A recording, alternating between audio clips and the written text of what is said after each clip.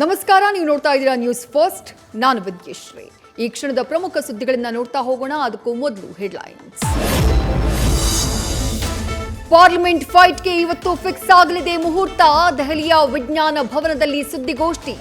ಮಧ್ಯಾಹ್ನ 3ಕ್ಕೆ ಚುನಾವಣಾ ಆಯೋಗದಿಂದ ಎಲೆಕ್ಷನ್ ದಿನಾಂಕ ಘೋಷಣೆ.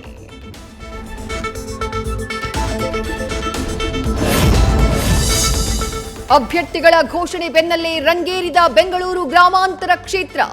ಸ್ವಾಭಿಮಾನದ ಅಸ್ತ್ರ ಪ್ರಯೋಗಕ್ಕೆ ಸಜ್ಜಾದ ಕಾಂಗ್ರೆಸ್. ಡಾಕ್ಟರ್ ಸಿಎನ್ ಮಂಜುನಾಥ್ ವಿರುದ್ಧ ವಲಸಿಗ ಎಂಬುದೇ ಈಗ ಹೈಲೈಟ್.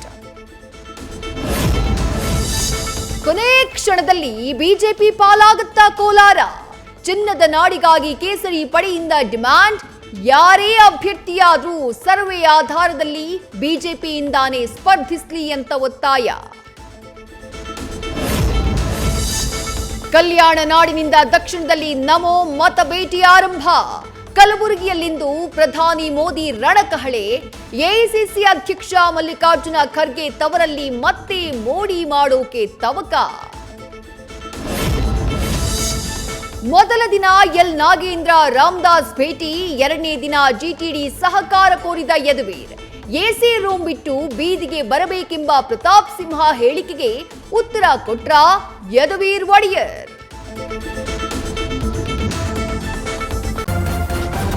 ನ್ಯೂಸ್ ಫಸ್ಟ್, ನಿರ್ಭೀತಿಯಿಂದ ನಿಮ್ಮ ಪರವಾಗಿ.